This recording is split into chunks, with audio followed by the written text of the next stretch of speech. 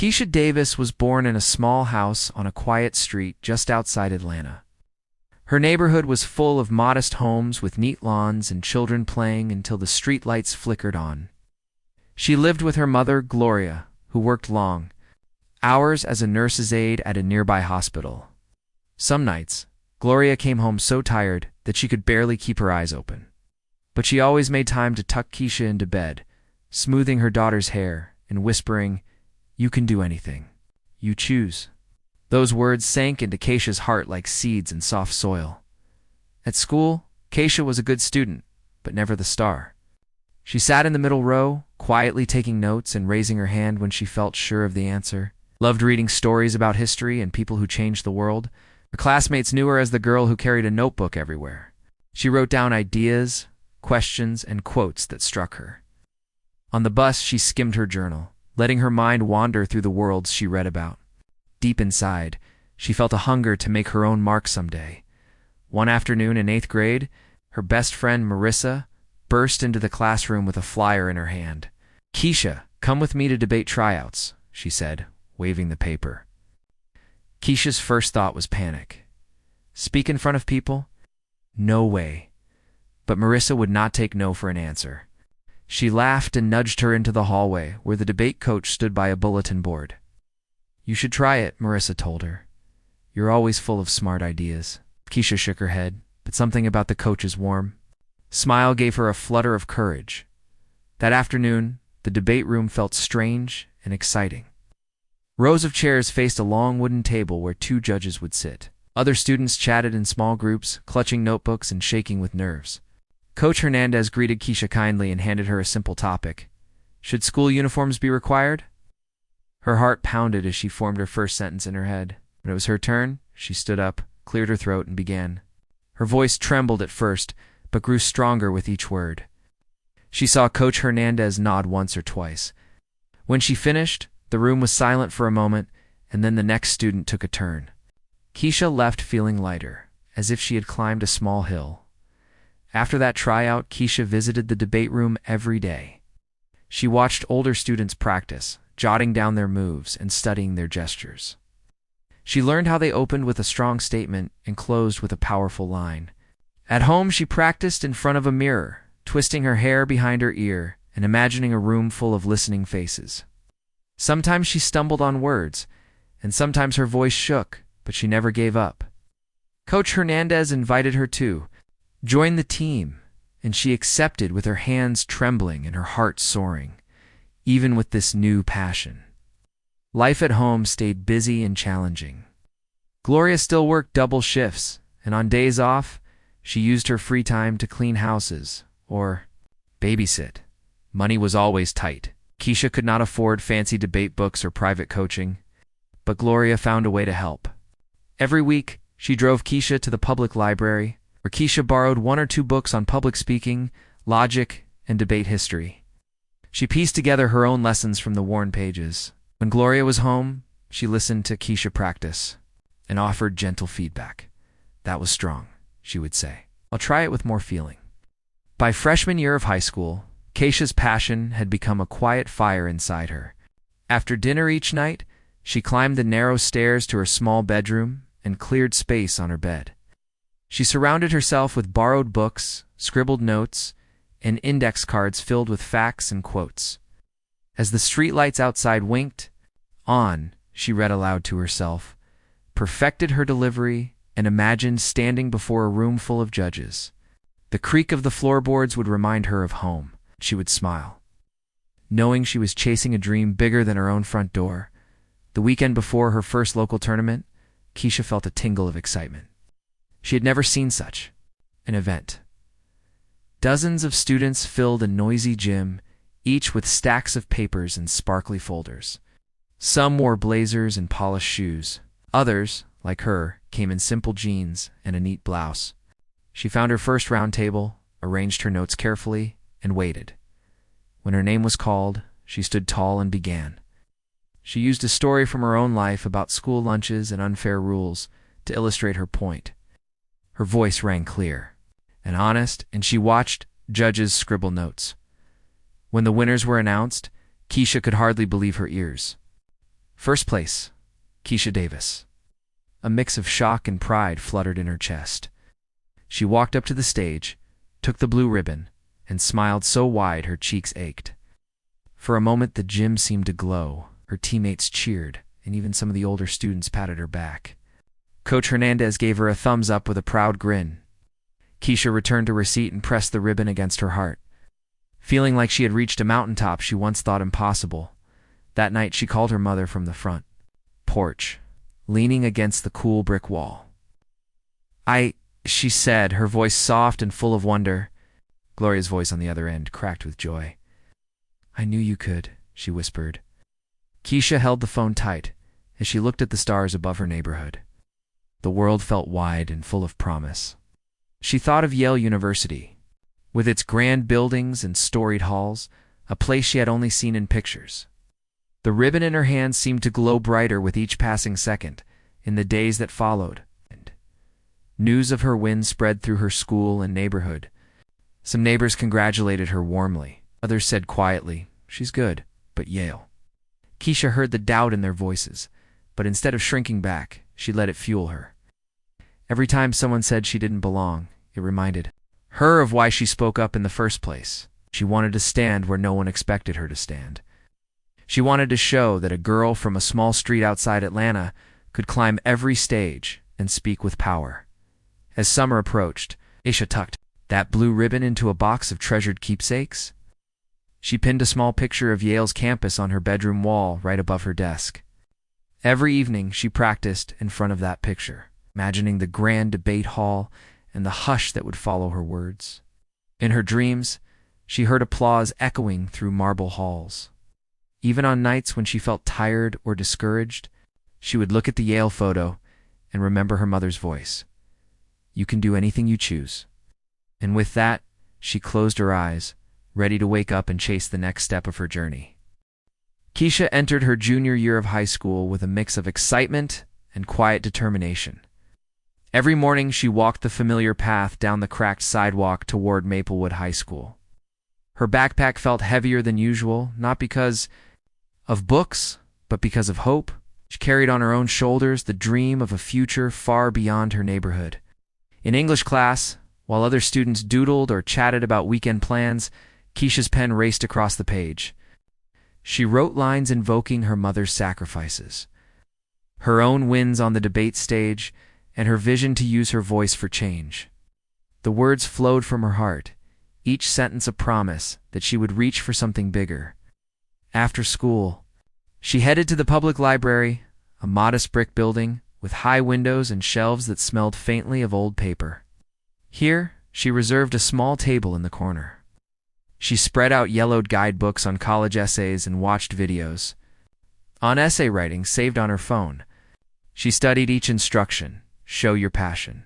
Show your voice. Show your truth. Keisha knew that words alone would not win admission to Yale. She needed to weave her experiences late-night study sessions beneath the streetlights. Bus rides to debate tournaments, her mother's tired smile at dawn, into a narrative that felt both honest and powerful. Coach Hernandez noticed her extra hours in the library. He had a gentle way of guiding her without pushing too hard. One afternoon, he slipped into the chair across from her and asked, "May I read a draft?" Keisha nodded, smoothing the pages. He read quietly, his brow furrowed in thought. Then he said, "This is good, very good. But add more about why you speak. Tell them how you feel when you stand up and share your ideas." They spent the next hour cutting sentences and adding new ones. He taught her about rhythm and writing, how to start with a moment that grabbed attention, then build toward a clear message.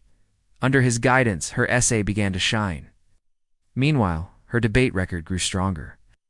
She qualified for the state tournament in her sophomore year, then the regional championships in early junior year.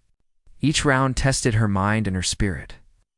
She faced opponents with polished speeches and full folders of research. Keisha, with her simple jeans and well-worn notebook, relied on her ability to listen and adapt. In one regional semifinal, her opponent quoted a complex economic report. Keisha paused, took a breath, and reframed the argument with a clear example about her own neighborhood small businesses. The judges smiled and awarded her the win. Each victory added a new layer of confidence. Yeah. Traveling to tournaments was never easy. There were no private vans or five-star hotels. She rode on crowded buses alongside other students with bulging binders. When tournaments were far away, she slept on teammates' living room floors or in classrooms that served as makeshift sleeping halls. She packed peanut butter sandwiches and bottled water for long days of waiting before her rounds. Some nights, she wished for a soft bed, a quiet room, or even a simple home-cooked meal. But she reminded herself of Coach Hernandez's words: "Sacrifice now, shine later." Every hardship felt like a small test of her resolve. Her mother did what she could to help. On weekends off, Gloria drove Keisha 2 hours to the nearest city where a major tournament was held. They shared a single motel room with 2 beds pushed together. In the mornings, Gloria brewed instant coffee and packed store-bought muffins, while Keisha reviewed her notes at the small table by the window. As Gloria left for work, she pressed a gentle kiss on Keisha's forehead and said, "Go show them what you're made of." Those words became their ritual, simple, loving, and full of faith. By late winter, Keisha earned a place at the national qualifier. The tournament drew students from across the state and neighboring regions. It was the biggest stage she had known. She arrived in a bustling hotel lobby surrounded by students in sleek blazers and shiny shoes. For a moment, she felt out of place.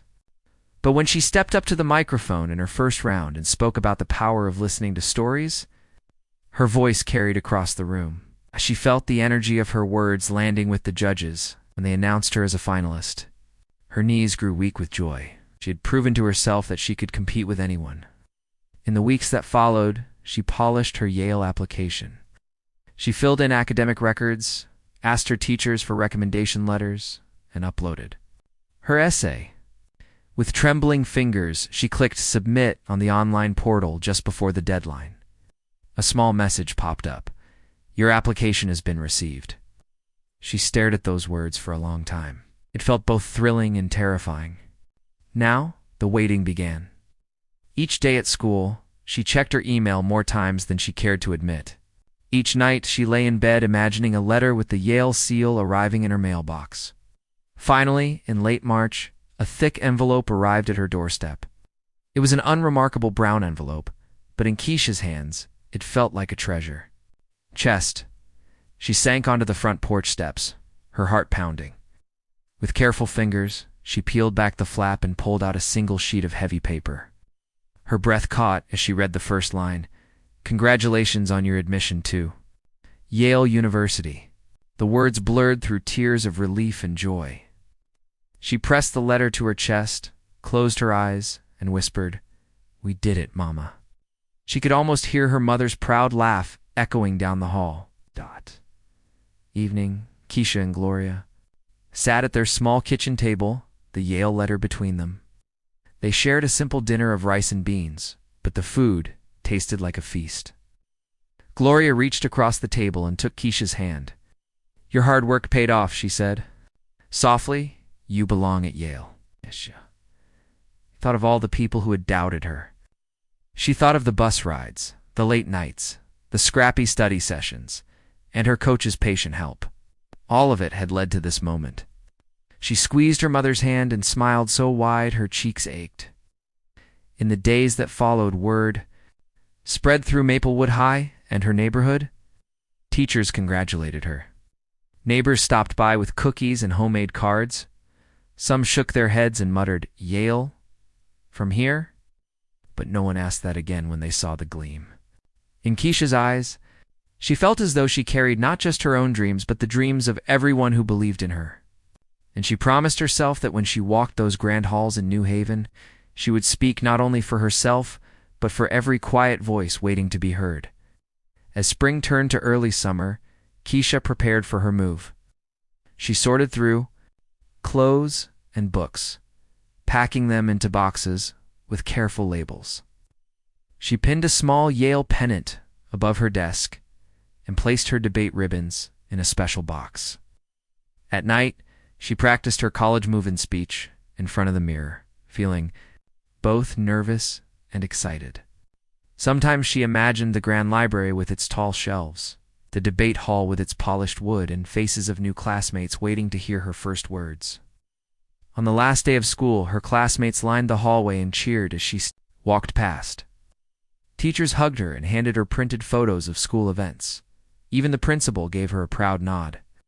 When she stepped outside into the warm Georgia sun, she felt ready. She took a deep breath of the humid air, closed her eyes, and remembered the girl who had trembled on that first debate stage. Now, she was heading to Yale, carrying her mother's faith and her own courage. The road had been long and hard, but it had shaped her into someone who knew that when you dare to speak, the world will listen. Keisha stepped off the train in New Haven and felt a rush of cool air mixed with excitement. She clutched her small suitcase and walked across the campus green, where tall trees cast dappled shadows on the stone paths. The buildings rose on either side, their walls of brick and ivy seeming to whisper stories of centuries past. Everywhere she looked, students bustled by with backpacks and coffee cups, laughing or hurrying to class. For a moment, Keisha's heart pounded so loudly she thought it might burst. She reminded herself to breathe, thinking back to her mother's calm voice. "You can do anything you choose." On move-in day, she found her dorm room tucked beneath a gabled roof. Her roommate Mia greeted her with a warm smile. Mia was from California and talked quickly about film classes and weekend plans. Keisha nodded and smiled, though her mind still danced with awe. She unpacked her few belongings, books on logic, and a stack of debate notes while Mia arranged fairy lights around the window. That evening, they walked together to a student fair where clubs set up tables, banners waved, and music played softly. Keisha spotted the debate society table and waved. A senior named Robert shook her hand and said, "Glad to have you with us." His tone was polite but measured, as if he had seen hundreds of new faces. The next morning, Keisha followed a flock of students to the debate hall. It was a grand room with vaulted ceilings and rows of polished wooden benches. A balcony arced overhead like the prow of an ancient ship. Early sunlight streamed through tall windows, dust motes dancing in the beams. Her heart swelled at the sight. Later, she learned that some of these benches dated back to the earliest days of Yale's debate club, and that famous speakers once stood where she would stand. She let the history sink in, then straightened her shoulders and walked inside. When orientation ended, the real test began, her first practice round. She took her place at one of the small podiums set before two judges in crisp suits. Opposite her stood a sophomore from Connecticut, arms folded and gaze cool. The topic appeared on the screen. Should universities require community service? For graduation? Keisha's mind raced.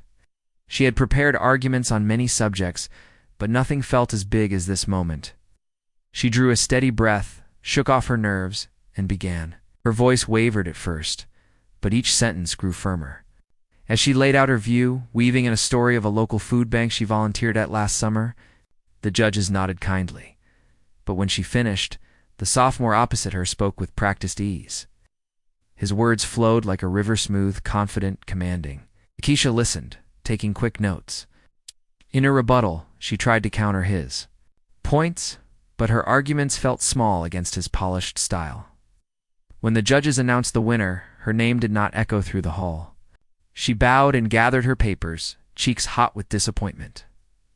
Outside the hall, she spotted a group of teammates lingering by the door.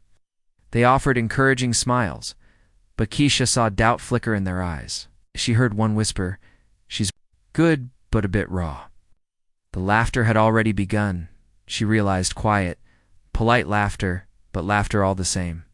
It stung more than she expected. She walked to a side corridor and pressed her back against the cool stone wall.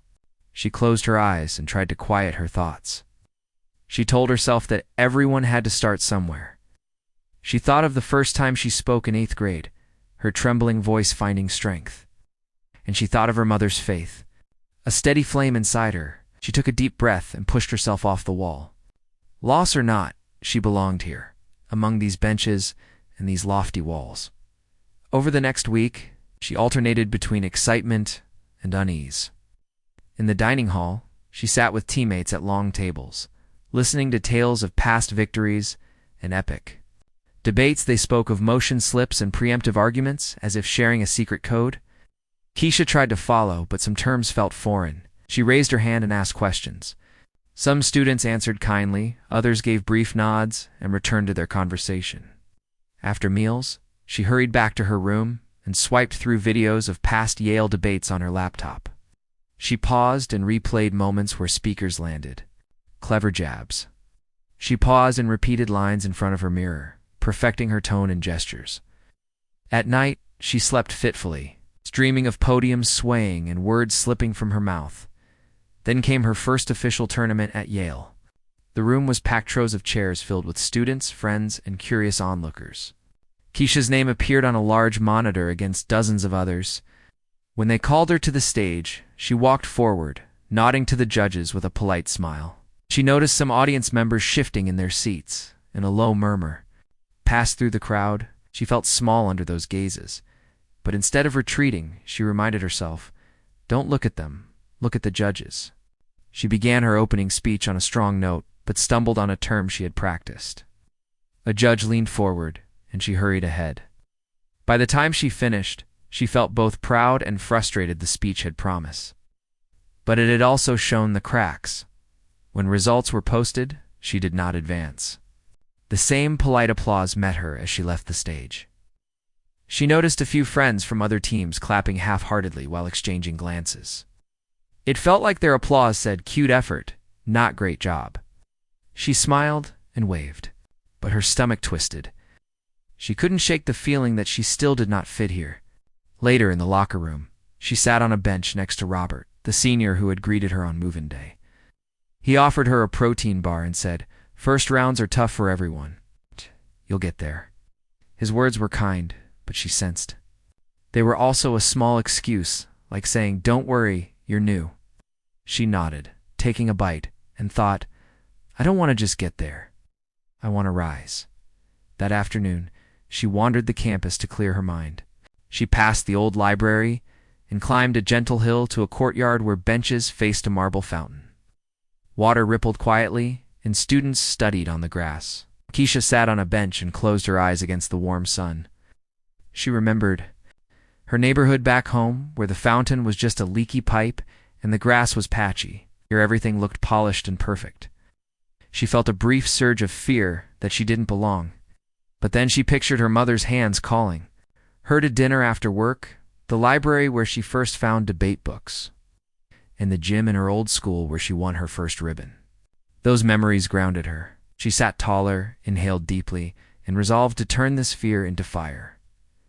Back in the debate hall that evening, there was an open practice session. Keisha raised her hand for a spot. When the coach called her name, she walked to the podium and spoke without notes. The topic was simple. Should campuses ban single-use plastics? She spoke from her heart, describing litter in her neighborhood's park. Her voice rang clear and steady. Leaning forward, listening intently, words flowed, and she ended with a quiet call to respect both earth and community. When she stepped down, a small group clapped. It was not the roar of victory, but it was real. She caught Robert's eye, and he nodded. In that moment, she felt something shift. They no longer saw just a newcomer fumbling with terms. They saw someone with stories to tell and strength to stand. That night, Keisha lay in her dorm bed thinking of the first time she felt laughter in that hall. She thought of her stumbles, her losses, and the steady pulse of her own voice growing stronger each day. She whispered into the dark, "I am enough." The words felt like a secret vow. She knew the road ahead would still be hard, filled with skeptics and uneven judges. But she also knew that each word she spoke built her presence brick by brick.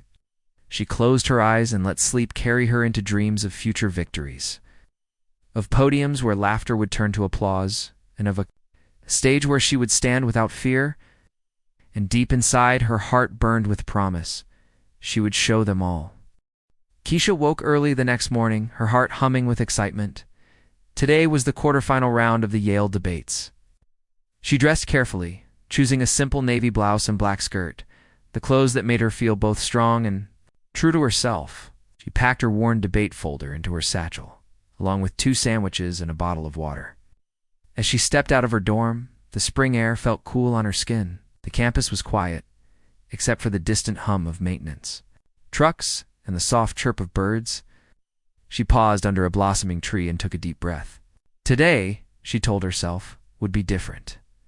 When Keisha arrived at the debate hall, she saw dozens of students already gathered in the foyer. Some flipped through their notes. Others whispered quietly. She found her teammates clustered near a bulletin board. Robert stood at the center, calling out names and room numbers for each match. When he reached her, he said with a small grin, "Table B4. You're facing the defending champion." Keisha's stomach flipped. The defending champion was known for sharp wit and fast thinking. But instead of shrinking back, she felt a spark of determination. She nodded and followed Robert down the hallway to a medium-sized room with high ceilings and 2 wooden podiums. Behind each podium stood a student in a blazer. The champion gave Keisha a brief nod and arranged his many papers. The judges sat. At the head table, faces serious under bright lights. The topic appeared on the screen. Resolved. Public funding for the arts enriches society more than it burdens taxpayers. Keisha's mind raced. She had researched both sides, but now she needed to pull together her best arguments in minutes. She opened her folder, spread out her index cards, reviewed her points. Personal stories of music programs changing children's lives. Data on cultural tourism, boosting local economies, and examples of creative innovation spurred by public support. When it was her turn, she stepped forward, cleared her throat, and spoke with clear calm. She began with a story about a community center in her hometown that almost closed without public funds, taking with it a youth orchestra that saved dozens of kids from idle afternoons. Her voice was steady, her words simple but vivid. She saw the judges lean forward, pens poised. Then she made her case with facts. How every dollar invested returned twice as much in tourism and local spending. She finished with a call. Art is not a luxury. It is the heartbeat of our communities. She stepped back, heart pounding, and watched her opponent take the podium. The defending champion spoke with smooth precision. He used big words, rapid-fire statistics, and a clipped tone that signaled confidence. Keisha listened, taking quick notes on her own card. When it was time for rebuttals, she drew on her memory of everyday life, how music made a shy girl in her neighborhood find her voice. She linked his abstract numbers to real people. The judges exchanged glances, and one even smiled as she spoke. When the round ended, applause sounded in the room. Keisha stood by her podium, chest rising and falling as she waited for results. Winner, Keisha Davis, the head judge announced. Her breath caught, linked, then saw her champion opponent step forward and shake her hand with genuine respect. Her teammates crowded around, cheering softly so as not to disturb other matches. Coach Hernandez, who had traveled in for the quarterfinal, hugged her and whispered, "I knew you had it in you." Eyes shimmered with happiness. She felt the laughter she had heard in her first rounds dissolve into something stronger, awe. The next 2 days, she prepared for the semifinals. She worked with her teammates in the library basement, a small room lined with dusty books. They practiced cross-examinations, timing their questions to the second. Mia, her roommate, quizzed her on random facts about environmental policy and education reform. Keisha drank strong coffee and rewrote her briefs late into the night. Sometimes her hands shook with exhaustion, but every time she felt tired, she pictured that quarterfinal win the moment she overcame doubt and claimed her place. On the morning of semifinals, she walked through the campus gardens, petals swirling in the breeze. The topic flashed on the screen as soon as she entered the hall. Should universities ban all single-use plastics on campus? Keisha had given this debate at practice sessions, but now the stakes were higher. She opened with a clear definition of single-use plastics and explained common campus examples: water bottles, takeaway containers, utensils. Then she shared a snapshot from her own experience, how discarded bottles once clogged the stream near her childhood park, killing fish and making the water unsafe for little children to play in. Her voice was calm but firm, and she saw some faces in the front row nod in agreement. Her opponent, quick thinker from a nearby college countered. With concerns about cost and student convenience, Keisha listened and then responded by pointing to successful pilot programs at other universities that saved money in the long run and taught students to carry reusable bottles. She emphasized teamwork, students, faculty, and dining services, working together for a cleaner campus. When she finished, a hush fell over the room before the judges began scribbling. That hush felt like respect. The judges announced her as the winner again. This time, the applause was louder and more certain. A few students who had laughed when she first arrived now congratulated her openly. She felt a warmth in her chest, not from victory alone, but from belonging. Each round had been a step, and now she was on the threshold of the final, in the hours before the championship round. Keisha spent time alone in the old courtyard behind the debate hall. The marble fountain trickled quietly. She closed her eyes and shook out her arms. She repeated her main points like a mantra. She told herself that fear was just a thought and that her voice was stronger than her doubts. She thought of her mother's voice, soft but sure. You can do anything you choose. She whispered those words into the breeze, letting them lift her spirit. When the final match began, the room was packed. Guests from other colleges came to watch, and campus news reporters set up cameras. The tension in the air felt electric. Keisha's opponent was the undefeated national speaker, someone who rarely lost a round. The topic was unveiled. Resolved. Governments should prioritize renewable energy investment over fossil fuel exploration. Keisha felt the weight of the moment, but she also felt the years of practice and sacrifice behind her. She stepped up, laid out her case with clear structure, and wove in a story about a rural town whose solar farm created jobs and cut power costs. She spoke confidently about environmental justice and economic opportunity. The judges listened intently, their faces thoughtful. Her opponent responded with detailed critiques of solar technology and economic arguments for a balanced approach. Keisha took notes and then delivered her rebuttal. She challenged his assumptions. With simple logic, if we wait for perfect solutions, people suffer today. She called for courage and leadership. When the debate ended, the judges retired to deliberate. Keisha stood at her podium, feeling both nervous and calm, her heart beating in her throat. After a long silence, the head judge returned. By unanimous decision, he began, the winner of the Yale Debate Championship is Keisha Davis. The room erupted. Chairs scraped back, people rose to their feet, and applause crashed around her like waves. Keisha's eyes blurred with tears as she stepped forward to shake hands with her opponent and accept the small wooden trophy. She held it to her chest, listening to the cheers. In that moment, all the laughter, all the doubt, all the late nights turned to triumph. When the hall quieted enough for her to speak, Keisha raised her voice. "Thank you," she said, her voice steady. "This win is for every girl who was told she didn't belong, and for every voice that waited too long to be heard." The crowd cheered again. She saw Coach Hernandez, and her mother's face in the front row, Gloria, had flown in, beaming with pride. Keisha knew then that she had shattered more than a tournament record. She had flipped laughter into respect, and shown that talent and heart could overcome any barrier. And in that moment, she felt truly home. Keisha held the small wooden trophy against her chest and looked out at the sea of faces. The applause felt like a warm wave washing over her. Her victory speech had ended, but the echo of her words still rang in the grand debate hall.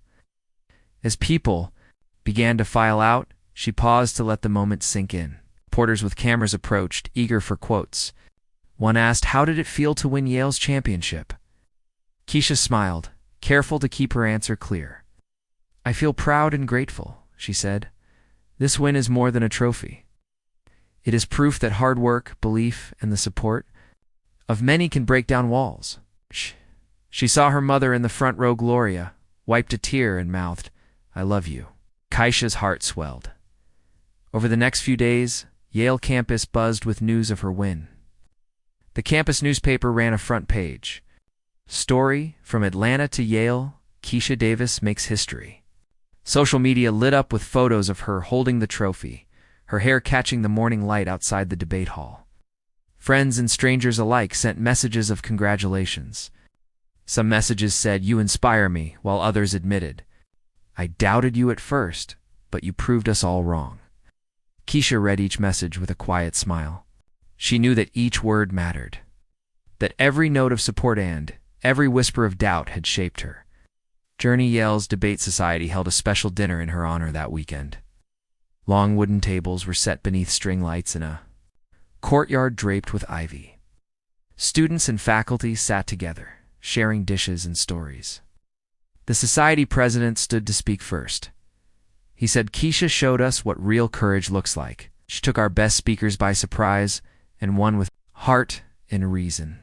As he spoke, people raised their glasses toward her table. Keisha felt a warm glow of belonging she had never known before.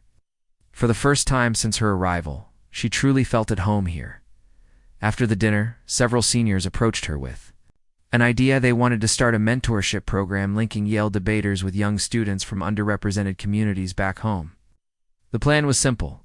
Pairs would meet online each week for coaching sessions and practice rounds. Mind leaped ahead. She thought of the shy girl in her 8th grade class who had trembled at her first tryout.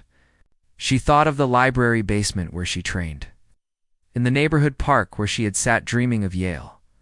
She knew how much a mentor's belief could change a life. She stood up and said, "I want to lead this program. Let's give every student a chance to find their voice." The room broke into applause again. Summer approached, and Yale's big halls grew quiet. Keisha packed her folders and notes into boxes.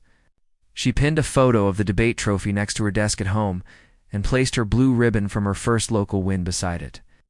During those last weeks, she visited classes on campus, shadowed professors, and met with the mentorship group to set up schedules. She felt busy but happy. Her passion now fueled not only her own goals but also the dreams of others. Back in Atlanta, Keisha returned to the same quiet street where she grew up. The small house looked the same. The cracked sidewalk, the neat lawn, even the creaky porch light. She unlocked the front door and stepped inside. Gloria stood in the hallway with open arms. They hugged, and Keisha felt all the years of work and hope press into her chest. That night, they sat at the kitchen table with leftover pizza and soda, sharing stories of Yale, love, late-night brainstorming sessions, of the grand debate hall, and of the faces that had once laughed at her name, but now cheered it. They laughed together and felt closer than ever. In the weeks that followed, the mentorship program began. Keisha met 16 young students online, each in a different city or town. Some spoke softly, afraid of making mistakes. Others typed quickly, bursting with ideas but unsure how to organize them. Keisha started with simple exercises: how to open a speech, how to make a clear point, how to listen to opponents and respond kindly. She shared stories of her own journey of that first shaky tryout, of late buses and motel floors, of quiet library nights. She told them that every speaker started somewhere and that confidence grew with each attempt. Slowly. She saw her mentees grow bolder. One student sent a video of her first practice at home, standing in front of a chair as if it were a room full of judges. Keisha cheered and wrote back, "You did it? Keep going." Each message felt like a spark of light. Meanwhile, Yale's Debate Society changed too. Oh, yeah. More students of color joined tryouts. Coaches reached out to local high schools and community centers to invite them to workshops. The society's leaders credited Keisha's win and her mentorship push. They saw that talent could come from anywhere and that a single victory could open doors for many. For the first time, the society's membership reflected diverse backgrounds and voices. The old ivy walls seemed to welcome fresh ideas, and the debate hall filled with new energy. As autumn approached, Keisha prepared for her senior year with renewed purpose. She would continue competing, but she also wanted to study political science and education policy. She dreamed of a career where she could shape public dialogue and open doors for others. She applied for internships at think tanks and education nonprofits. She interviewed with a local nonprofit that taught debate in middle schools. On her application, she wrote about that moment on stage in Yale's final, how laughter had turned into respect and how respect could become opportunity. She hoped to bring that transformation to schools across the country in her final year. Keisha balanced classes, debate, and mentorship. She woke early for lectures on civic engagement, spent afternoons in the debate hall, and reserved evenings for coaching her mentees. Some nights were long. She graded her mentees' practice speeches at midnight, and then woke at dawn for a 7 a.m. seminar. But she loved every moment, fueled by the belief that every word she spoke, every mentee she guided, made the world a little more open. On graduation day, the campus green was alive with capan gown photos and the cheers of family and friends. Keisha stood at the front of the line, clutching her diploma and the small mentorship handbook she had helped create. As she crossed the stage, she glanced at the crowd. She saw Gloria waving proudly. She saw Robert and Coach Hernandez sitting. Together, she saw her Yale friends, now her champions. When the ceremony ended, she gathered with her group in the courtyard by the fountain. She looked at each face and felt a deep wave of gratitude. This place had given her a stage, a voice, and a community ready to listen. Later that evening, Keisha spoke at the Debate Society's last event. She addressed the new recruits and the veterans. She spoke of courage, persistence, and kindness. She reminded them that laughter at someone else's cost only shows fear, but respect at someone else's triumph shows strength.